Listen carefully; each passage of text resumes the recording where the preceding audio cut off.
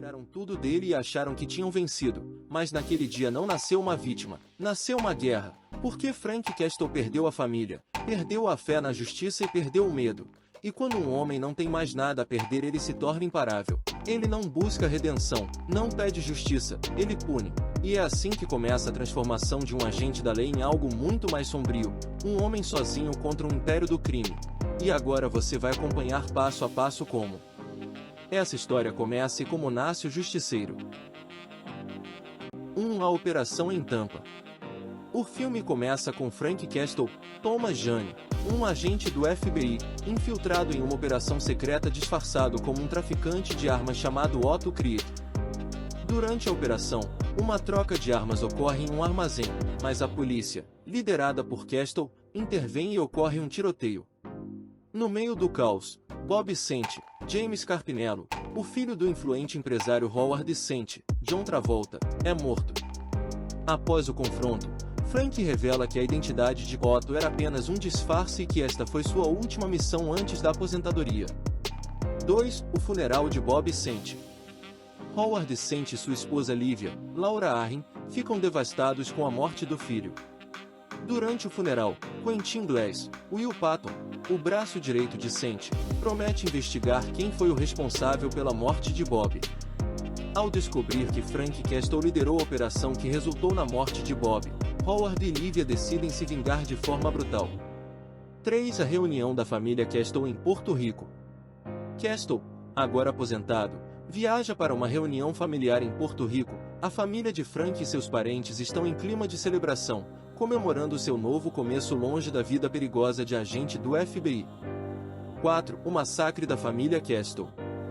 Howard sente, furioso, ordena que seus capangas, liderados pelos irmãos Toro, localizem Frank e matem não apenas ele, mas toda a sua família. Em uma sequência brutal, os capangas invadem a ilha onde a família Castle está reunida e abrem fogo.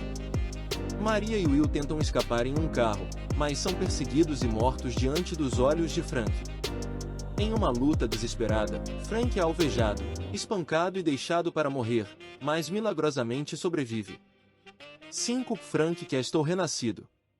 Resgatado por um pescador local, Frank se recupera lentamente. Tomado pelo desejo de vingança e dor pela perda de sua família, ele volta para os Estados Unidos, agora transformado em o Justiceiro. Castle se muda para um apartamento modesto em um prédio decadente, onde conhece seus novos vizinhos, John, Rebecca Romige, Bumpo, John Pinetti e Dave, Ben Foster. 6. A declaração de guerra contra Howard Sente. Castle começa sua vingança atacando os negócios de Howard Sente. Ele intercepta uma das entregas de dinheiro sujo de Sente e queima todo o valor em uma tentativa de desestabilizar o império criminoso. Além disso, ele começa a seguir e coletar informações sobre Howard e seus associados, desenvolvendo um plano para destruí-los de dentro para fora. 7. Plantando a semente da desconfiança. Usando suas habilidades de manipulação e planejamento, Castle começa a semear desconfiança entre Howard Sente e seus aliados. Ele rouba um envelope de fotos comprometedoras de Quentin Glass e faz parecer que Livia Sente está tendo um caso com ele. Castle deixa evidências falsas para Howard encontrar, incluindo um par de brincos no carro de Quentin e reservas de hotel. 8. A luta com o russo. Quando Howard percebe que seus negócios estão sendo sabotados, ele envia vários assassinos atrás de Castle. Uma das cenas mais memoráveis do filme é a luta entre Castle e o russo, Kevin Nash, um gigante brutal enviado por Sente. Em uma batalha intensa e sangrenta dentro do apartamento de Castle, ele consegue derrotar o russo, mas fica gravemente ferido. 9. Tortura de Dave. Os capangas de Sente, liderados por Quentin Glass, invadem o prédio onde Castle mora. Eles capturam e torturam Dave, tentando descobrir o paradeiro de Castle. Mesmo sob dor extrema, Dave se recusa a trair Castle, e os vilões acabam desistindo. 10. A batalha final no Clube Sente. Castle finalmente coloca em ação seu plano de vingança contra Howard Sente. Ele invade o clube noturno de Sente, cheio de seguranças e criminosos. Utilizando armadilhas, explosivos e suas habilidades de combate, Castle elimina sistematicamente os capangas de Sente, avançando em direção ao seu alvo principal. 11 A morte de Quentin. Enlouquecido pelo ciúme e pela manipulação de Frank, Howard confronta Quentin. Quentin, confuso, não entende o motivo da fúria de Howard. Howard acaba apunhalando Quentin até a morte. Logo em seguida, Howard também mata sua própria esposa, Livia, jogando-a de uma ponte. 12 A morte de Howard Sente. Na cena final da batalha, Castle amarra Howard Sente a um carro e o envia em direção a uma armadilha cheia de explosivos, simbolicamente decorada com o logotipo do Justiceiro. Howard é incinerado em uma enorme explosão, selando o destino do homem que destruiu a vida de Castle. 13 O epílogo. Após destruir o império de Howard Sente, Castle reflete sobre sua jornada. Em um monólogo final, ele afirma que, embora tenha alcançado sua vingança, sua missão ainda não acabou. Castle decide continuar a combater o crime como o Justiceiro, determinado a proteger os inocentes e punir os culpados. Mas a verdadeira guerra não aconteceu só na tela, porque enquanto Frank Castle travava sua batalha contra o crime, nos bastidores outra luta estava acontecendo, decisões arriscadas, cortes inesperados, cenas intensas, treinos extremos e escolhas que quase mudaram completamente o destino do filme. E agora você vai descobrir tudo o que aconteceu por trás das câmeras de O Justiceiro, as curiosidades, os segredos e tudo o que realmente rolou para transformar essa história em uma das adaptações mais sombrias daquela geração. A escolha do elenco. O papel de Frank Castle ficou com Thomas Jane, que levou o personagem extremamente a sério. Ele não apenas treinou pesado com armas e combate tático, ele treinou por 6 meses com os Navy SALS, Força de Elite da Marinha dos Estados Unidos, aprendendo manuseio de armas, artes marciais e táticas de combate real. Sem dublês, Jane realizou cerca de 90% de suas próprias acrobacias no filme, como também leu diversas HQs do Justiceiro para entender a essência psicológica do personagem.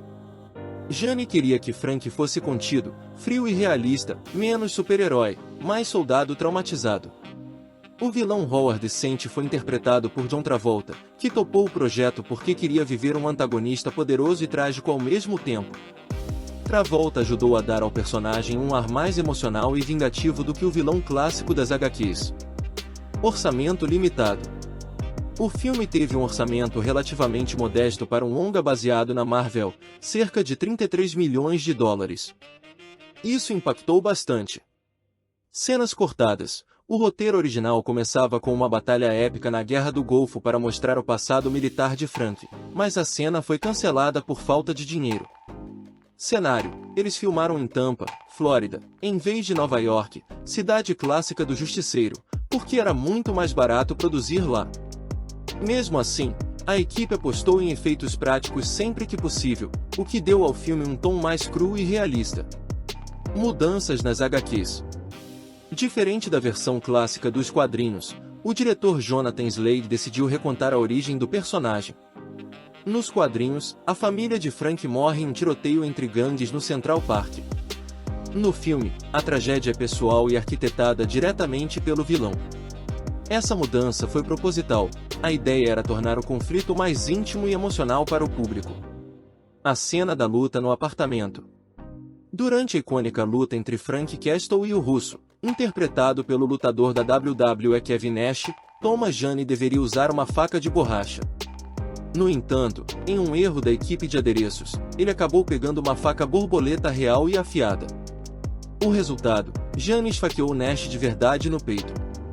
A reação, Kevin Nash, sendo um gigante, nem piscou. Ele terminou a cena no personagem, mesmo sangrando.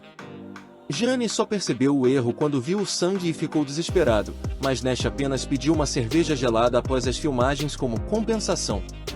Tom mais sombrio que a Marvel da época. Em 2004, os filmes de heróis ainda não tinham o tom sombrio que veríamos anos depois. O Justiceiro apostou em violência mais crua e abordagem adulta, o que dividiu crítica e público.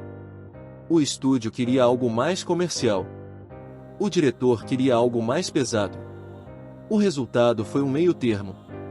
Thomas Jane quase voltou na continuação. Havia planos para uma sequência direta. Thomas Jane chegou a se envolver em testes iniciais de roteiro, mas abandonou o projeto por divergências criativas. Ele queria algo ainda mais sombrio e fiel às HQs. Depois disso, o personagem foi reiniciado anos mais tarde com outra abordagem. O simbolismo da caveira. A famosa cena final da caveira em chamas foi pensada como uma assinatura visual definitiva. A produção queria que o símbolo surgisse de forma marcante, quase ritualística, para deixar claro que ali nascia uma identidade. E essa imagem virou um dos momentos mais icônicos do filme.